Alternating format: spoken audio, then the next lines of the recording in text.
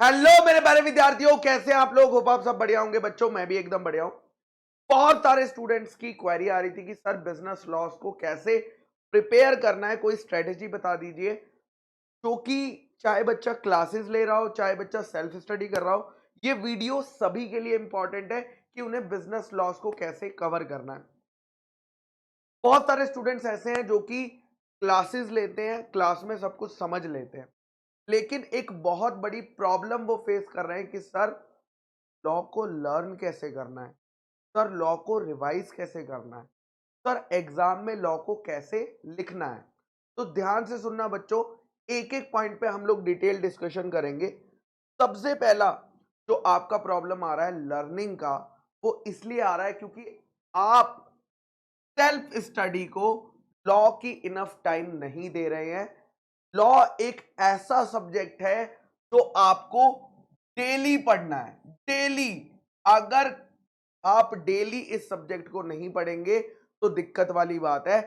कम से कम 1 घंटा, मिनिमम 1 घंटा सेल्फ स्टडी, मिनिमम 1 घंटा बोल रहा हूं, इससे ज्यादा भी जरूरत हो सकती है, जिसमें आप क्या करेंगे, डेली रिवाइज करेंगे जो आपको क्लास में पढ़ाया गया है। हाँ, जो भी क्लास में पढ़ाया गया है, जितना भी पढ़ाया गया है, वो डेली रिवाइज करेंगे। उसके साथ मॉड्यूल में जितने भी इंपॉर्टेंट वर्ड हैं उसके कीवर्ड्स को हाईलाइट कर लेंगे, ताकि उन हाईलाइटेड वर्ड से आप क्या कर सके, रिवाइज कर सके। जी हाँ, ताकि नेक्स्ट टाइम जब आप रिवाइज कर रहे हो तो सिर्फ आप हाईलाइटेड वर्ड देखें और आपको पूरा कॉन्सेप्ट जो है समझ आ जाए। रिवीजन तो हो गया, ठीक है। सेल्फ स्टडी करते हुए आपने डेली रिवीजन तो कर लिया, लेकिन सिर्फ रिवीजन से काम चलेगा क्या? नहीं। पूरे वीक में जो आपने पढ़ा था उसका एक बारी आपको क्यूमुलेटिव रिवीजन कर लेना है। क्यूमुलेटिव का मतलब है, मान लो आपने एक हफ्ते में 10 टॉपिक पढ़े, तो संडे को बैठ के आपको पूरे 10 टॉपिक गो थ्रू कर लेने हैं। बिकॉज हमारी मेमोरी ऐसी है कि हम भूलते चले जाते हैं पुरानी चीजों को, तो ये बहुत जरूरी होता है। तो जो बच्चे खुद से रिवाइज नहीं कर पाते हैं उनके लिए फास्ट तरीके से चाणक्य बैच का रिवीजन दिया हुआ है। अगर वो और फास्ट तरीके से रिवाइज करना चाहते हैं तो यूट्यूब पर रामबाण बैच दिया हुआ है। नाउ रिवीजन के बाद एग्जाम में आपसे एमसीक्यू क्वेश्चन पूछा जाएगा लॉ में, या आपको पूरा आंसर सब्जेक्टिव लिखना होगा, पूरा आंसर सब्जेक्टिव लिखना होगा। गोला गोला यहां पर नहीं करना है। तो सिर्फ कॉन्सेप्ट को समझकर, सिर्फ कॉन्सेप्ट को याद करके अगर आप सीधा एग्जाम में जाते हैं तो ये बहुत बड़ा ब्लंडर है, बहुत बड़ी मिस्टेक है।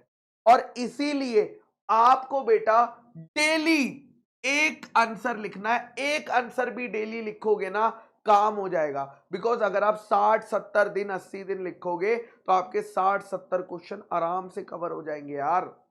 कोई दिक्कत की बात नहीं है। एक क्वेश्चन भी कर रहे हो बहुत, लेकिन दिक्कत तो ये है ना कि आप एक क्वेश्चन भी डेली नहीं लिख रहे। तो जो हम बैचेस में डीपीपी देते हैं, डेली प्रैक्टिस प्रॉब्लम, उसमें अराउंड 2-3 क्वेश्चन आते हैं। कोई बात नहीं यार, सारे नहीं लिख रहे तो क्योंकि आपके पास टाइम की कमी है, हम भी समझते हैं। दोनों तीनों आप पढ़ लेते हो, याद कर लेते हो, ओके।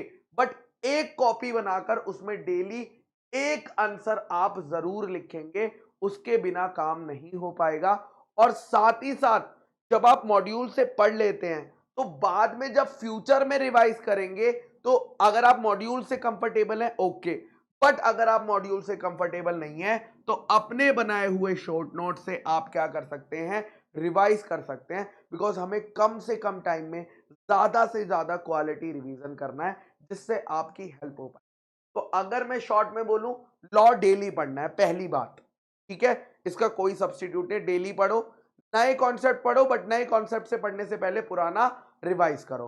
उसके बाद डेली हमें राइटिंग प्रैक्टिस करनी है, कम से कम एक क्वेश्चन की, चाहे वो फिर आईसीआई मॉड्यूल का क्वेश्चन हो, चाहे वो आरटीपी का क्वेश्चन हो, चाहे वो एमटीपी का क्वेश्चन हो।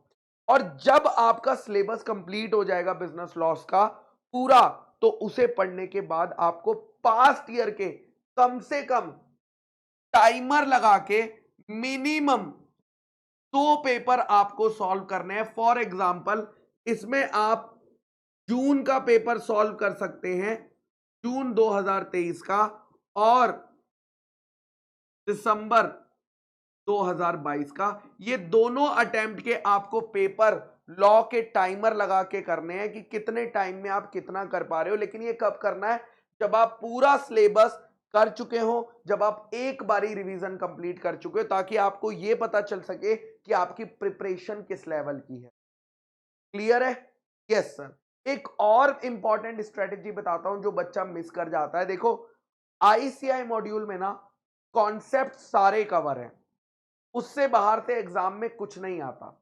लेकिन आईसीआई मॉड्यूल में क्वेश्चंस की कमी है अगर मैं लॉ की बात करता हूं तो। इसीलिए जब आप अपना कोई भी चैप्टर कंप्लीट करते हो तो हमने जो आपको क्वेश्चन बैंक दिया है वो क्वेश्चन बैंक, या अगर आपके पास किसी और का कोई क्वेश्चन बैंक है वो क्वेश्चन बैंक जरूर करना, जिसमें कि आईसीआई मॉड्यूल नहीं, आरटीपी के क्वेश्चन, एमटीपी के क्वेश्चन, प्रीवियस ईयर के क्वेश्चन। तो चैप्टर जैसे ही कंप्लीट हो क्वेश्चन बैंक पे काम करना स्टार्ट कर दो, ताकि क्वेश्चन बैंक पे जब आप काम करोगे ना आपको एक्चुअली में पता चलेगा कि एग्जाम किस लेवल का आता है, एग्जाम में क्या क्या पूछा जाता है, क्या क्या नहीं पूछा जाता है। तो ये सारी बातें, और इवन ये भी पता चलेगा कि जो आपने 50 टॉपिक्स पढ़े थे उन 50 टॉपिक्स में से आईसीआई के कौन से फेवरेट टॉपिक है, उन टॉपिक्स पे ज्यादा फोकस कर सकते हो, क्योंकि देयर आर हाई चांसेस कि आईसीआई उन टॉपिक्स में से क्वेश्चन रिपीट करके पूछता है, और उस पर आपकी ग्रिप एकदम स्ट्रांग होनी चाहिए। अगर आपको कोई और भी प्रॉब्लम फेस कर रहे हैं तो आप मुझे कमेंट सेक्शन में बता सकते हैं, हम उस पर वीडियो बनाकर उसे सॉल्व कर देंगे। Thank you.